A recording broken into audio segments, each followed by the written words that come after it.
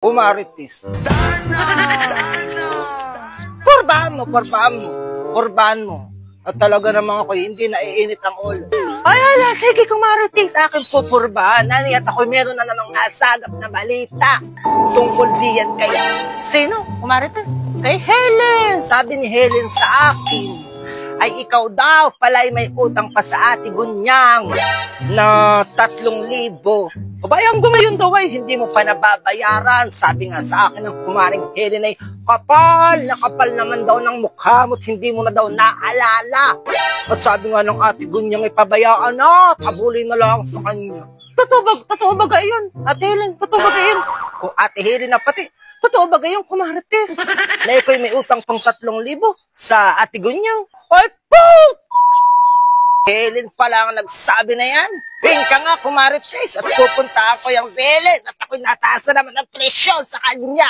Diyan ka muna ha at susugudin ko yung Helen at makakatikim sa akin ng mag-asawang sampigay yung Helen. Diyan ka muna ha. Sinasabi ko na nga bagat yan na nagstikas na sa akin nung 2024 pa lang. Diyan ka muna kumarites. Hindi naman lahat ng kabataan ay ganay anong ulam? Hindi naman ganay yung lahat ng kabataan, kaya wag siyang nagsasalita ng ganayon. Kasi nagpapaarte lang sa social media. Yes! Ay, ang anak mo, baga kumarites, kamusta? Ay, ito pating anak ko kumarites. Ay, hindi na nagtatanong sa akin ng ganayon. Ibahin niya ang anak ko. Ang anak ko kumarites. Ay, hindi mo na kailangang utusan na magluto ng ulam, magsaing, maghugas ng pinggan, at marunong nang kumilos niyang kanyang mag-isa laang. Kaya huwag siyang ganayon. Ay, huwag ka na nga kumarites, nagpapakagalit. Di yan sa mga ganayan laang na kaunting-kaunting laan sa Facebook ay nagpapakagalit ka. Ay, kumarites, kung ikaw ay ganay ang nagpapakagalit, abay baka ikaw ma-high blood. At test, ay ikaw pala. Ay, sinabi mo pa kumarites. Ganayon talaga, mga nagpapasikat lang sa Facebook, kaya pati na lang ang mga kabataan ay kaniyang dinadawit sa kanyang kaartihan at katarayan sa buhay. Kumarites, sa panahon pati ngayon ay talagang ang mga kabataan ay talaga namang minsan ay naliligaw ng landas. Kaya siguro yung batang nandiyan sa social media ay parang nagpapalawak ng kaisipan ng kapwa niya kabataan. Kapwa bata pala, kumarites. Mates, pati na bubulol na, honey. Ibig ko sabihin, kumarites, ay huwag ka nang nagagalit, honey. At baka mamaya ay yung anak mo basta-basta na lang magtanong sa iyo ng ulam, ay nasampigan mo pa. Matalino pati, kumarites, ang anak kong si Mary Jane. May sulong anak ko yung batang iyon, kaya naman yan tinuruan ko ng magandang asal. At sabi ko pati wag siyang magtatanong sa akin kung anong ulam. Darna!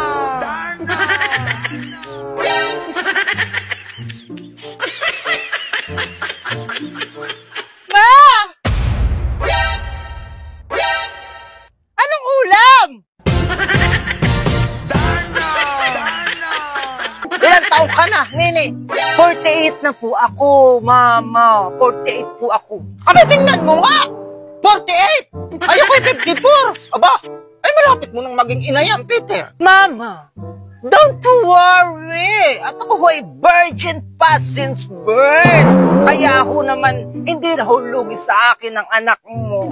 Virgin! Aba, kilabutan ka naman. Kilabutan ka naman sa sinasabi mo, Nini. Virgin ka pa na yang. Ganay ang lagay. Nireregla ka pa, Nini. Ay, opo naman, Mama. Nireregla pa po ako at may napatak-patak pa pong pailan-ilan. Aba, Peter. Ikaw ay pinapapasok ko sa eskwelahan. Tapos bigla kang babanat ng ganay ang mag-aasawa ka na. Sabi ko naman kayo yung asawahin mo bata-bata na hindi gasinong kabataan naman. Mas maedad ka ng kaunti. Abi, ang nangyari, Peter, ay parang nanay mo na yung kinuha mo. Ikaw naman pala nakukulangan pa sa nanay. Kaya, nanay din ang kinuha mo. Aba. Maribik Dibag ang pangalan mo? Maribik Dibag, ah? Opo, Maribik po ang pangalan ko, Mama. Maribik po ang pangalan ko. Saan mo nakilala yung anak ko? At bigla mo na lang aasawahin. Ay bali po, nagkakilala po kami na ang si Peter, my loves, ay dun po sa kantin po sa school. Ako po ay may-ari ng kantin. Kaya po kami nagkaibigan, kami nagkainlaban ay ang si Peter. Yan pati mamang si Maribek. Eh kahit pa matanda ang edad sa akin, abay yan ay mahal ko. Mama. Hindi ka Peter, huwag kang imik na imik. Nagmamahalan, nagmamahalan. Alam mo na bagang pagmamahalan? Peter, hindi pati ikaw ang kinakausap ko at itong kasama mo Masyado ka namang makapagsalita. Kala mo naman kayong dalawa ng tatay ay hindi malayo ang edad sa isa't isa.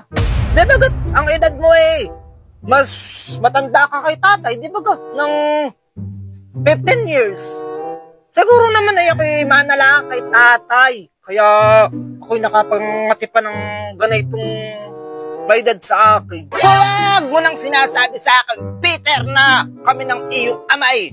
Ganyan din mas matanda ako sa iyong ama. Huwag mo nang sinasabi yun na tayo kung matulad ka sa amin. Na ako'y unang uminad bago pa uminad ang iyong ama. Thanks, Peter. Huwag mo sasabing manakalaang sa iyong ama. Hindi ka marunong mag-isip. Nasisiraan ka na magapati ng bait. At magkakanak pa kayo na yung si Maribek na yan. Ay sabi nga ang kanya daw regla patak-patak na laang. Kasi hindi ako magpakapo sa inyong dalawa. Nanay, huwag nang magalit. Yan malawak ang lupain doon sa probinsya. Tapos iyang mga yan may 4 na kotse, tapos 3 jeep, tapos meron pa yung 7 habal-habal. Marami pati ang kalabaw dun sa kanila. Kaya aking ginalingan ang pamimili. Di bagat sabi mo sa akin pag ako'y mag-aasawa handa akong buhayin. Ayan na si Maribek. Magchuchusi ka pa baga? Sabi nga sa akin, pag daw dinala ko siya dito sa iyong harapan, kinabukasan kami magpapakasal na. Ayaw mo pa. Ano, Peter? Guys. Ibig sabihin pala mayaman pala iyong si Maribek sa Makatuwid. Hoy, hala, sige. Kailan ang kasalan? At kami mamamanhika na sa inyo, Maribek. Bakas, Peter. Yan naman palang ina mo mukhala ang kwarta. At nung maalmang kami may kaya sa buhay, mamamanhika na daw. Yung iyon na yung anak mo. Yung iyon na si Peter. Lintek.